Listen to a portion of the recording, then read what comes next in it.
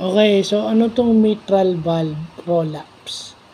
So, itong prolapse is yung, yung isang leaflet o yung isang parang valve is nagso-shoot to the left atrium, 'no, that causes heart regurgitation, 'no. Yung heart regurgitation is yun yung nagfo-flow ng blood ano, backward. So, yun yung napapabalitang heart condition ni Sanchay, ni Barbecue, no.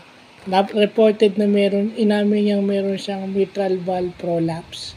So, ibig sabihin yung valve na according dun sa mga nabasa kong article, lalo na dun sa Google AI na nadi-displace yung kanyang isang valve ng kanyang puso at nagsushoot ng blood backwards, no?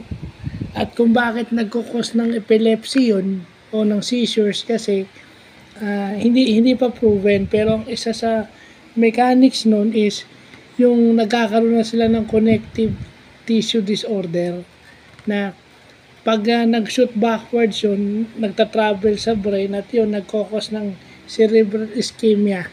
Yung sinabing cerebral ischemia is yung seizures. Yun yung medical term doon. So dahil nagsushoot yung nagkakaroon sila ng connective tissue disorder, kaya nagkakaroon ng seizures.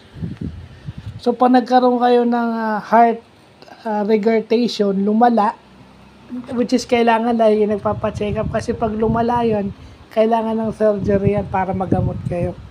So yun, meron na naman tayong bagong natutunan, no? Yung mitral valve prolapse at saka yung heart regurgitation, no? So yan yung magandang natututunan natin, no? Hindi natin alam yan kasi yung mga ganyang condition na mamana, genetics daw yan, based sa nabasa ko. So yun, no?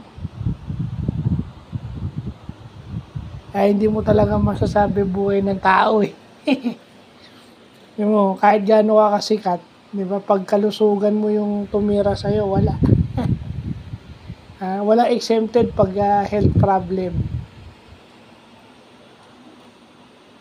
So, yun yung magandang natututunan natin, no? Yun pala yung, ako na rin, yun buti alam mo na. So, meron pa tayong additional vlogs dyan. May mga vlogs pa tayong additional dyan, no? So, yun lang po.